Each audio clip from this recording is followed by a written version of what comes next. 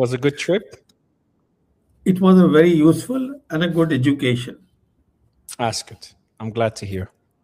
Well, while you're traveling, shit was hitting the fan, Praveen. Everything's going into mayhem. That's correct. So we have a lot to talk about. Yeah, sure. So let's start with so obviously in the last week, because we haven't spoken in like a week, and in that period we had a lot, a lot. So massive military buildup in the region, mainly in Israel, because the Gulf bases keep getting hit. Over 100 refueling aircraft, I think, or about 100, as well as a dozen or 2 dozen fighter jets, F-15s, F-35s, and then we have the infrastructure in Iran started getting struck less than a week ago, mainly bridges, but also power plants, and a nuclear facility that was under construction. Iran retaliated by striking the infrastructure in the Gulf, mainly Kuwait, especially including their desalination plants. To be clear, there was a desalination plant, an Iranian one, struck on Kish Island and destroyed. So the Iranians destroyed a desalination plant in Kuwait and damaged the power plant, but they struck two of each. And there's power shortages in Kuwait. They're actually using mobile generators. There was a report about that today.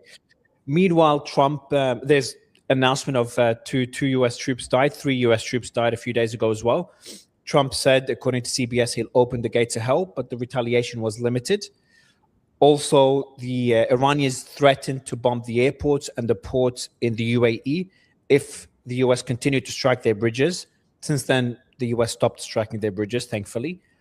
And lastly, there is one more.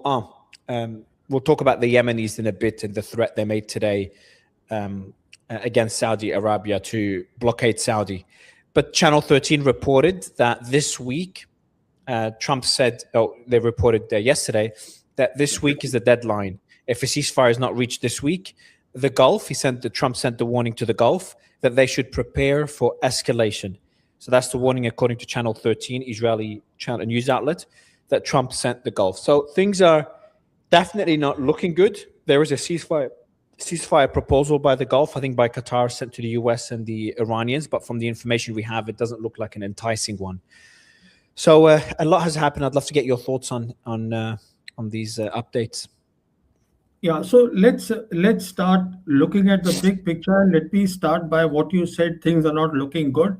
They're actually not looking good for President Trump. And why I say that is that the first thing to remember is that until February 27th, the war in West Asia was Israel's war. However, on February 28th, when America joined Israel in its aggression on Iran, and 2 days later, on March 2nd, when the Iranians closed down the Strait of Hormuz, the war in West Asia became America's war. And this is the reason that the Americans of late have been talking of the Strait of Hormuz. This needs to be opened up, and it should be what it was before the war started, which is February 27th.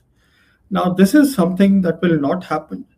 The Strait of Hormuz is and will remain under control of the Iranian Authority and a IRGC Navy as far as security is concerned.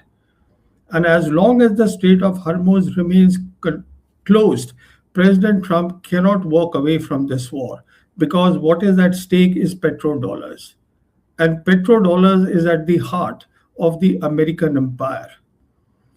So he is caught in an absolute bind. Not only that, there are absolute clear reports, and they are convincing reports, that the munition reserves, the munitions that the US military has, they have depleted substantially. What that means is that there is no way that the US military can fight Iran at the same levels, at the same intensity, at the same tempo as it did in the first 40 days campaign, the air campaign. It will not happen. And another reality is that these depleted munitions of the US military, they will not get filled anytime soon. So here is a situation that President Trump definitely does not want to take the economy, the global economy, into a deep hole. Trump himself has said that he would not like to be a Herbert Hoover under whose presidency the Great Depression happened. But when you see the situation on the ground, this is one war he cannot walk away from. He simply does not have the military options. The munitions have been depleted substantially. So all that he can do is issue threats. And that is precisely what he is doing. That he's now told the Iranians that I give you, till the weekend, or I give you another 1 week. All this is meaningless. It means nothing as far as Iran is concerned, and the entire world knows who is really won this war, and that is Iran. So this is where we are, and this is where, as far as President Trump is concerned, he is actually in a very bad shape right now. He's caught very badly. You're talking about how all Trump could do is issue threats. Well, he's not only issuing threats, he's bombing Iran on a daily basis. Just now, a few minutes ago, we got a report that the US targeted an electrical station in Shiraz, while the Iranians are striking a US base in Bahrain. That's in the last hour. And there's another report here of the US sending more F-16s and F-35s from Europe to the Middle East, as well as additional aerial refueling tankers, as Trump considers widening the war, according to CNN. I mentioned it earlier because it came out from other news outlets. So while he is threatening, Praveen, he's delivering on those threats. He is striking Iran. Now, the intensity is less than last time, about 90% less in terms of number of targets struck.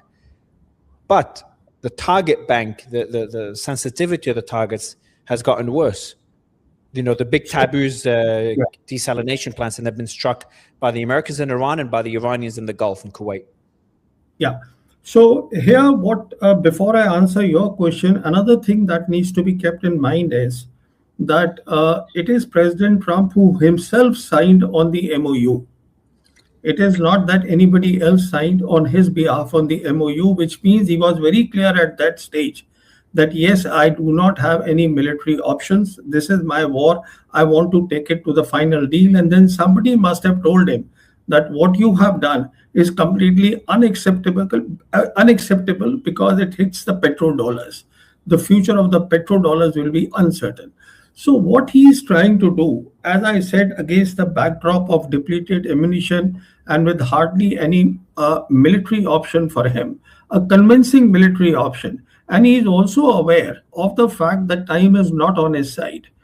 Because with each passing day, as this war progresses, the credibility and the stature of America, it is taking a big hit with no advantage to America at all. Now to come to your point that you made about he hitting the Iranian desalination plants and the power projects, infrastructure.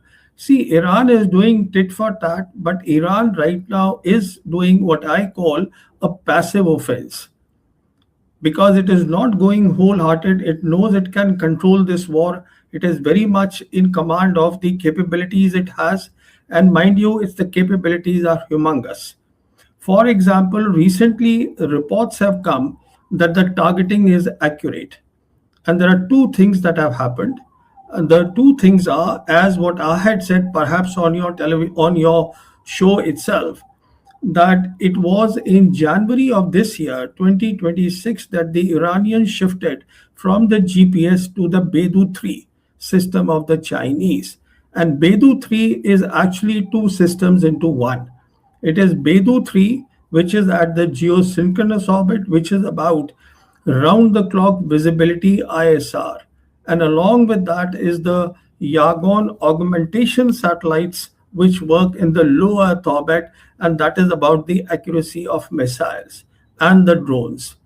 Now, as far as the missiles are concerned, there should be no doubt at all. Today, they have the capability of hypersonic missiles because not only are the missiles going very fast, they are going accurate, they are maneuvering also. So right until they hit the people at the target do not know where exactly the missile is going. And these are the missiles that perhaps they have got from Russia and from China. And we also need to remember that the channels are open for the Iranians to get the missile materials.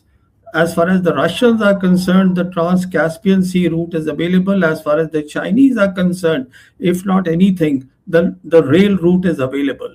The route that connects China to Iran through the three Central Asian republics, a distance of about 10,400 kilometers, which was born recently, but now it has been put right in less than 24 hours. So the You're point talking to about make, the railway up north, yeah? that's right, that's right, that's right. I'm talking about that. Now, coming to this, Iranians, when their desalination plants were hit, they have retaliated. They have hit Kuwait, they have hit Bahrain. And what we need to understand about Kuwait is that their dependency on desalination plant is 90%, which is huge. Then even Saudi Arabia dependency on desalination plant is 70%. Basically, all these GCC countries are dependent on desalination plants, which is not the case with Iran. Iran is a huge country, four times the size of Iraq. It has rivers, and it need not have so many desalination plants, the dependency as the GCC countries have. So this is a clear signal to President Trump that whatever you are doing, please be very clear. You are only making your case worse. And how he's making the case worse is because all the GCC countries, on the one hand, are very clear that Trump is unable and will be unable to open the Strait of Hormuz. That is one part. And the second part is that the bases that the Americans have on their soil, which the Americans are using against Iran, are a big vulnerability for them. Because if their desalination plants, the infrastructure, the oil infrastructure, all these things are hit, then things will go very bad in the region, and they know it that they have to live there. So the point is, Mario, that as I said, Trump is in a very bad situation right now. He can neither walk away, and all the things that we are talking are tactical. In my assessment, Iran is really in the driver's seat, and Iran is still focusing on diplomacy, which is why I said that Iran is going by passive offense, focusing on diplomacy. Abbas Araghchi is constantly on the telephones, talking with the regional players, as well as the two great powers, China and Russia. He is in touch with all of them. And not to underwrite or undermine the role being played by Pakistan. Pakistan also is playing a big role. In fact, I would go to the extent of saying that the role of Pakistan as a regional player in West Asia is only increasing. It will not diminish at all. Talking about Pakistan, there was reports 2 or 3 days ago when Saudi was attacked, when Iran bombed Saudi, the Pakistanis sent a warning to Iran saying any attack on Saudi is an attack on Pakistan. That's right. That is what the public thing, the statement that they made, because in September 2025, they did a defense agreement with Saudi.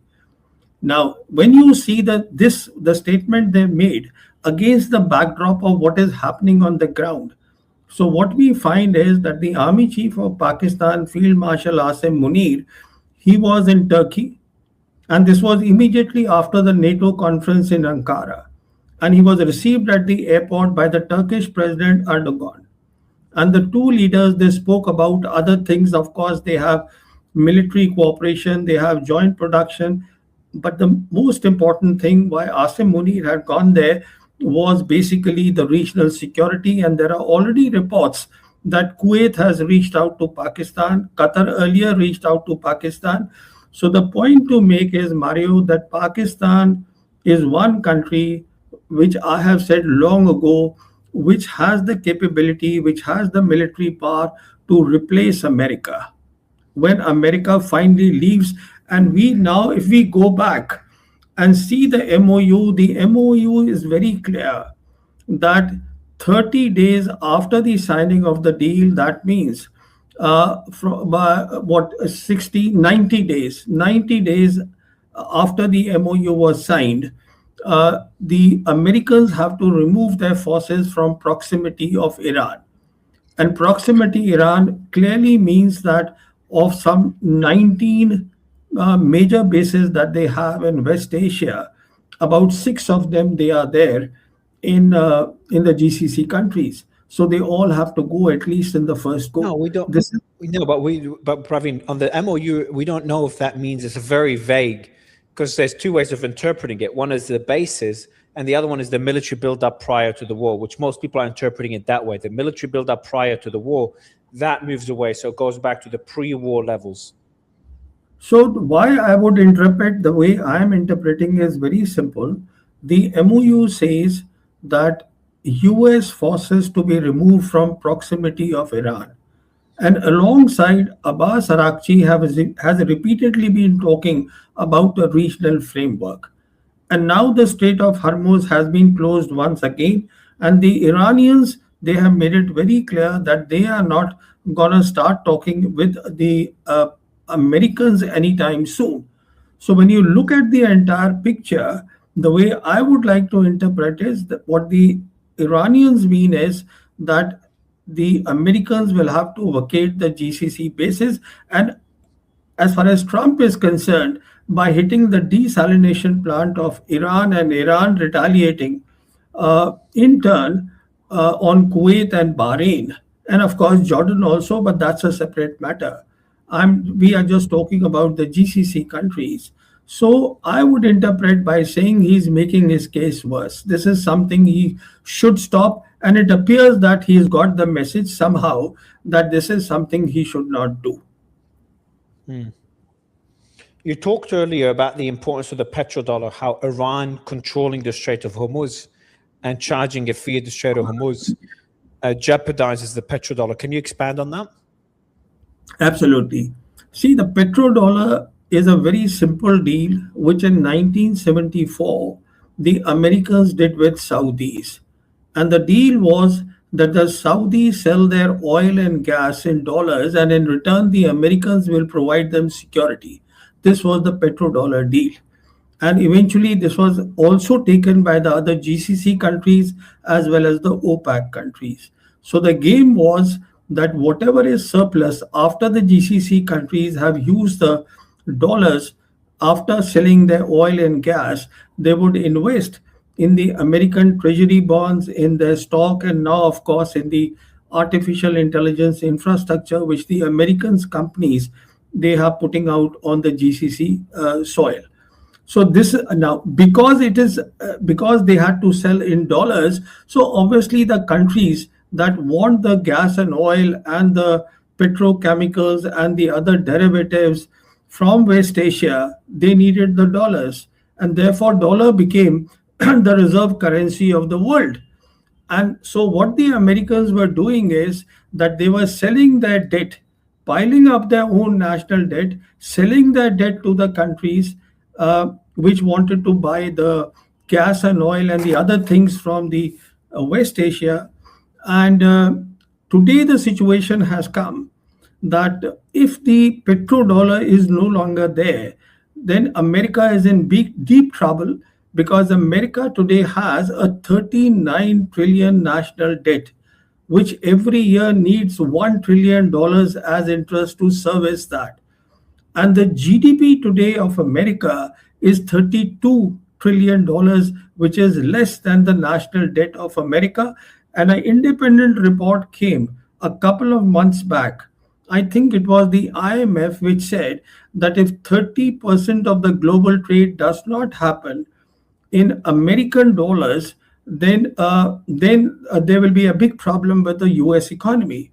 So what we are talking about is that if the future of petrodollars is not assured, because after all these GCC countries, if they come to this firm conclusion eventually that look, their bases are not providing us security at all on our soil, and the American US military is unable to open the Strait of Hormuz, which will remain under the administration of Iran and Oman and under the security of the IRGC Navy, then obviously they'll turn to what the Iranians have been telling them of having a regional solution for the regional problems and hence do trade in local currency.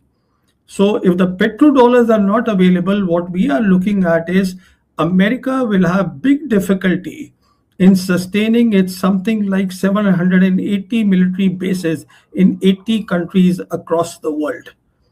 So, what we are talking about is today the Americans, this year's Pentagon budget is $1 trillion. They are asking for another $200 billion for the war that they are doing in West Asia. Next year in 2027, they are asking for $1.5 trillion. Where will this money come from? Given the huge debt. So, the two big pillars of the American empire, which is the US dollar as the reserve currency of the world, and military power, which is in terms of the American military bases across the world, which helps them in their power projection. If they are gone, then the rapid decline of the American empire will happen, and it will happen in West Asia. This is where things are. So on that front, by the way, the report of a power plant struck in Shiraz seems to not be accurate or not confirmed. Good news. Hopefully that's true, that it's not confirmed, because that would be pretty significant that after the warning by Iran, the US strikes a power plant again.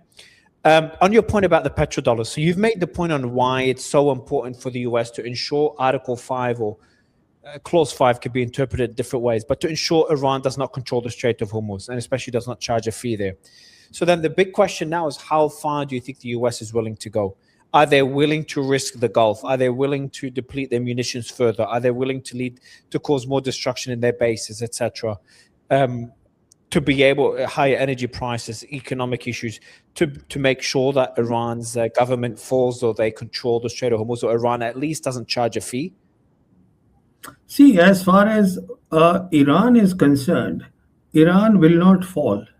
That we should not even entertain that thought. That stage is well past. Iran is today a country which is at the center of accelerating the new world order. Let's get this.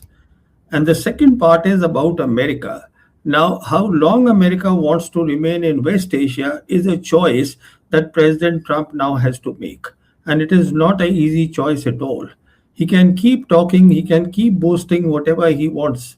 He can keep shifting its forces from other theaters to West Asia to bringing them to Israel. That is his call.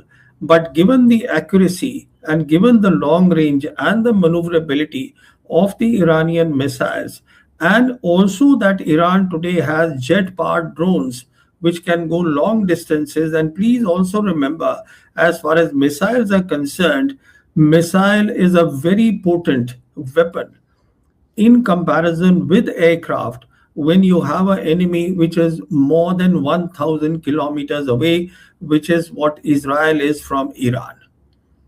Why? Because it is cheaper, because the missiles, their range can be extended easily. The missiles can be fired from anywhere. Firing of the missiles does not need an air superiority at all.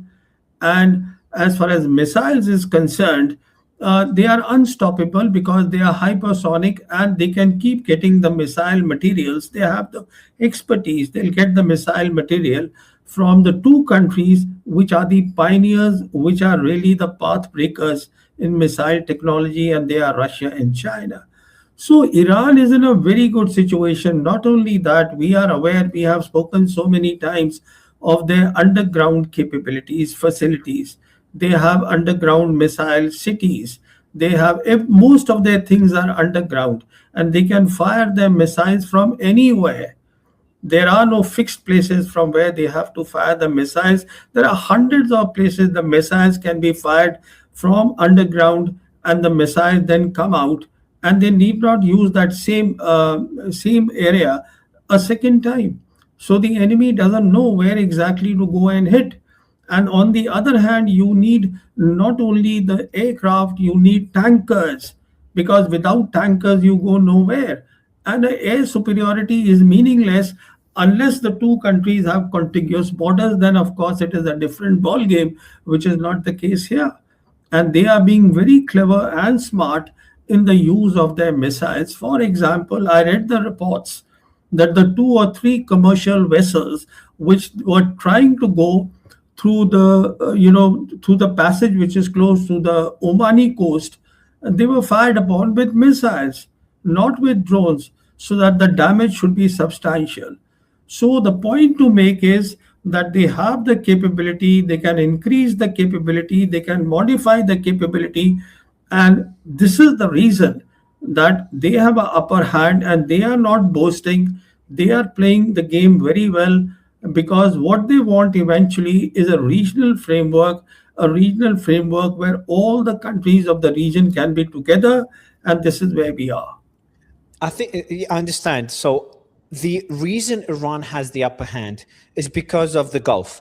If the Gulf wasn't there, if Trump didn't care about the Gulf, Iran loses one of their biggest leverage, the Gulf. And so whenever we talk about how Iran could escalate, we don't talk about Iran striking New York or Iran striking Washington because they don't have those capabilities. We talk about Iran striking energy infrastructure in the Gulf, closing the Strait of Hormuz, striking American bases in the Gulf. So the reason I ask you how far will Trump go to ensure Iran does not control the Strait of Hormuz? Because I'm curious to know which one's more important for the Americans. Which one's a bigger loss? Losing the Strait of Hormuz, which is a threat to the petrodollar, or um, the damage the war would cause to their allies in the region, to their bases in the region, because of the Petrodollar. petrodollar. Yeah, so if the petrodollar is a bigger damage, that means the US will go very far, maybe even send boots on the ground, will do everything they can to ensure Iran does not control the Strait of Hormuz, which means the war is far from over. Even if Iran strikes the Gulf, even if they hurt Dubai, even if they hurt Saudi, even if they skyrocket energy prices, if it's about the petrodollar, then the US will continue this war for a year or two to achieve their objectives or to try to. That's precisely what I said. How far he'll go, we don't know. The issue is petrodollars. And for petrodollars, he will go far. But with each passing day, America is losing its credibility, its status as a great power, and all the things that he wanted to achieve to be called the president of peace. And then, if you see his national security strategy, where the top thing is Western Hemisphere. So the point is that of the four theaters today that we are talking about, which is the Arctic Circle, which is Europe, which is East Asia, and which is West Asia. He is very badly stuck in West Asia, and it will be in West Asia. The longer they stay, eventually the demise of the American empire, in my estimation, will happen here because there is no way they can win the war. And as far as Iran is concerned, it need not have a capability to reach New York. Why should it want to reach there? Its only interest is the region. That is what Iran's interest. Yeah, That's but it. okay, I understand. I don't think their interest is to reach New York. But the point I'm making, if this is about the petrodollar, which is existential for U.S. hegemony, why doesn't Trump just start striking the desalination plant, the power grids, the bridges? He has enough munitions and he has the capabilities. The U.S. has the capabilities to strike the entire infrastructure in Iran. What's stopping him is what Iran could do in return, closing the Strait of Hormuz, closing the Bab el-Mandeb Strait, causing destruction in the Gulf and energy markets in the global economy. But if the petrodollar is important enough, Trump might be, or whoever's calling the shots, maybe it's not even Trump, the US administration or the ones calling the shots would say, look, it will cause a lot of harm to the global economy. Our allies in the region are going to suffer a lot. Our bases will get hit even harder. Look at the precision of the Iranians. But we have to go through this to ensure our dollar remains the hegemon in the world and we remain the hegemonic power. So that is the concern that I have. That is the calculation being made. No, see, I would put it another way. What I would say is that if petrodollar is what they want to save, then they would like to see that their hold on the GCC countries remain. They would like to see that their bases on the countries remain, because at least of the two things one should remain on the ground. What are the two things? Agree. One is the capability to open the Strait of Hormuz, and the second is to have their bases in these countries. For example, even the die-hard supporters of Israel and America, which is UAE, if they start bombing, the desalination plants of Iran, Iran will survive because Iran is too big. And you see Iran's geography, even the power infrastructure that Iran has is decentralized. Not only that, Iran has a lot of solar modules which have been given by the Chinese. So Iran will survive, but the GCC countries won't. So in any case, it will be the end of the US dollars. And think of where America stands after it does all that, and where is West Asia will be. It will be bombed back, to God knows where, and what happens to the global energy, what happens to the global economy, So and you say surely it will it get will. bombed. It will get bombed to God knows where. That's one way of No, putting it. no, no. So instead of, he will be far bigger disaster than a Herbert Hoover. Yeah. No, So I agree. Like this is why so I'm split. I believe he will, like the war. I've been saying so long. The war has come to an end. The war's ended, and I still believe like this is not going to escalate further because of the amount of damage that could cause. And Iran's capabilities have only increased since you've talked about the Baidu 3 satellites from the Chinese. We've talked about the precision, the ability to maneuver missiles, the depleted munitions on the Americans. We've seen the satellite images coming on a daily basis showing the damage in the US bases. All the aircraft now moving to tiny little Israel, and Israel's airport, the Ben Gurion airport, can't have more military aircraft. They told the Americans, look, we can't have more refueling aircraft there. So they're using the military aircraft in Israel. And the Iranians yesterday, they struck the airport, a military airport or an airport down south in Jordan as a warning to the Israelis, like, hey, if you're going to keep housing American aircraft, we're going to strike you next. So there's so many reasons for him to end the war. This is why it's been confusing to me to see him escalate this to that level. And the military buildup we're seeing, the only explanation that would counter my belief that he's going to end it is like the cost of ending it, if the Iranians don't concede on the Strait of Hormuz and maybe the American bases, the cost of ending it is too high, where Trump has no choice. And if you look at Marco Rubio's statement today, he said, I do think the world is coming to a point now where it's clear that Iran, at least some people in Iran, want to control the Straits and hold it as leverage against the world. And the world has to decide whether or not it's going to allow an international waterway to be under the control of a country like this. It would be completely illegal, unlawful, and unacceptable. The US will continue to do what it needs to protect global shipping, but other countries need to begin to set up and provide, whether it's hardware or finances, to help carry the burden. So this is the US pretty much pleading with the rest of the world to help.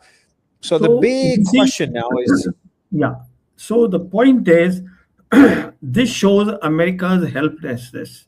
This statement of Rubio, where he's asking the international community to come and help him. I mean, America is the country that doesn't care about the UN.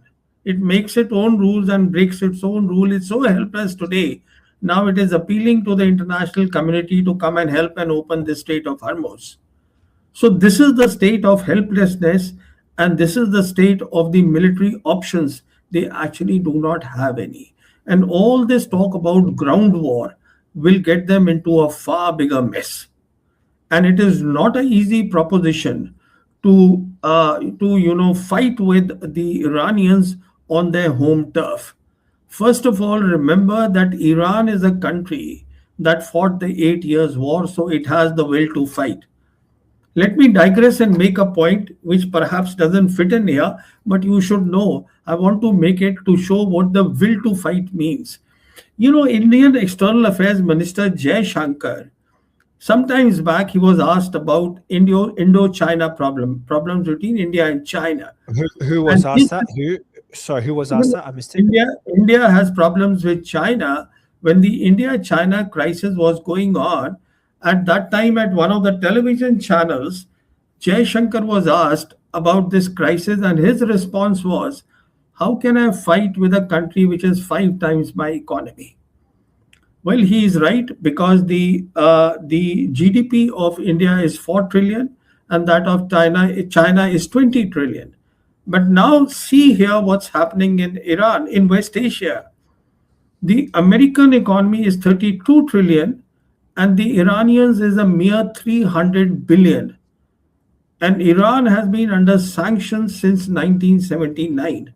So the point I'm making is that when you have a race, when you have a people willing to fight for the territorial integrity, nothing comes in the way. And Iran is a determined nation. If only President Trump perhaps had consulted before listening to Netanyahu and getting enticed into coming into this war, if he had, consulted perhaps his central command commander, whose job is to keep an eye to do a war appreciation of what is going on in West Asia, he would have told him that will to fight of Iranians is unmatched. So you have to keep that in mind. You have to keep the capabilities of Iran in mind, military capabilities, and you have to also keep in the fact that the two great powers are helping Iran, they are supporting Iran, and also keep in mind that we are talking about Iran's own geography, and roughly what I could make out from the net is that they can put in a total of all the people together, militia, they can put in something close to a 1 million ready people who will fight for Iran. Now, if you have to fight 1 million people, that means you can well understand how many boots on the ground then the Americans need. And Yeah. that's not a doable proposition at all. I mean, they can keep trying it. They are still thinking about doing some special operations. In fact, they were thinking about using the Kurds also. I was reading recently a report where even Turkey has dissuaded. The They Turks threatened doing all the. Erdogan not Yeah, only dissuaded, according to the report, they threatened to join Iran with supporting them with an air campaign against the Kurds. exactly, exactly. So now your good question is that for how long this will continue? Well, that is a call that President Trump has to make, but this is absolutely clear that petrodollar is a very big thing for America. And another thing, if I may make a point here, I have a lot of respect for uh, John Mearsheimer, a lot of respect. I heard him on one of the channels. He was comparing this war in West Asia with Vietnam, with Afghanistan, the American involvement there. And he said, like there, here also, what we will see is that the American power will be unaffected. Only the Americans will get to know the limit of the military capabilities. I don't agree with that at all because in West Asia, given that the world today is multipolar, given the fact that a new world order is being put in place, what we will see here is that if America leaves West Asia, then the American empire crumbles. So there is no question of America's power remaining. In fact, America would then be struggling to just even remain a regional hegemon given the threats which are there in the Arctic Ocean. So this is the world and the America we are looking at.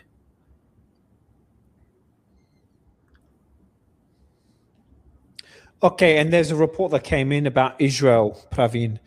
Israel may be dragged into a US Iran fight. For now, Israel is watching these developments from the sidelines. However, it's clear that an escalation, I'll summarize it. I know what they're going to say. This is a report by Haaretz.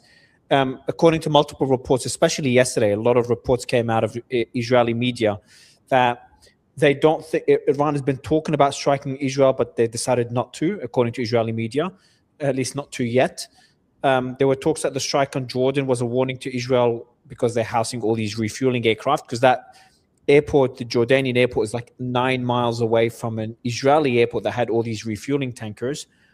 There's a report that Israel may attack Iran if they feel like Iran's going to attack them, so they may preemptively attack. So so in other words, they could preemptively attack because you could always make up that it was an imminent threat, or if Trump requests it. So the big question is, do you think Iran will attack Israel if Israel continues to be used by the US as a base to attack Iran, to replace the Gulf bases? And if Iran does not attack Israel, do you think Israel would attack preemptively, or would Trump request Israel to attack, to join? See, first of all, what needs to be understood is that Israel does not have much military power to take on Iran by itself. It's an overstated military power of Israel. The only thing good that Israel has is the Mossad, killing the leadership of the adversaries of the enemy country. Having said that, its dependency on American military power is massive. which is why I recently read this report that they were looking at the possibility of having, the Israeli military integrated with the American military, especially for West Asia. That was the reason for that. Now, as far as Iran is concerned, Iran has signed this MOU with America. It has not signed any MOU with Israel. So, as far as Iran is concerned, there is no reason for Iran still to hit Israel. It has no reasons, because the point is, as I said, that Iran also wants peace, but Iran is very clear that MOU it will not compromise upon. All the But what 14 if points. but Yeah. what if US keeps using Israel as a base to attack Iran? Because the Well, if Iranian strategy was I forgot the term for it, was to keep eroding America's ability to keep striking Iran, destroying the bases, destroying the refueling aircraft, etc.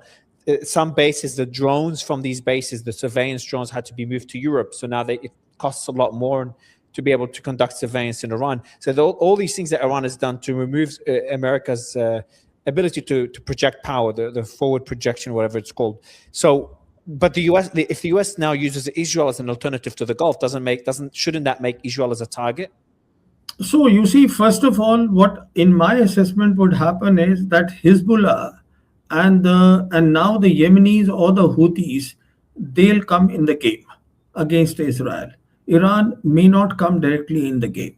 But if things reach a situation, which I don't think will happen, because Trump is basically, he doesn't know what to do. He keeps changing his mind. I mean, for a person who signs the MOU himself, now he's doing all these things with no advantage to him.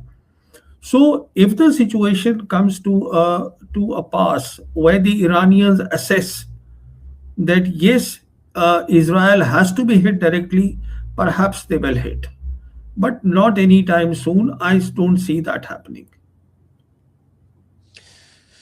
Well, Praveen, thank you for jumping on. Thank you for always analyzing the bigger picture. It's a pleasure, and hopefully we won't speak again soon about Iran. Hopefully we'll talk about Taiwan or Ukraine or something else. Sure. Thank you so much, But Mario. I have a feeling we'll be talking about Iran again. So, all right, Mario. Thank you so much for having me on your show. Bye bye. Always a pleasure. Thank you, Praveen. All right, guys, we have Elijah Magnier, a regular on the show, coming on in 17 minutes to continue the conversation. So I'll see you guys in 17 minutes. Bye-bye.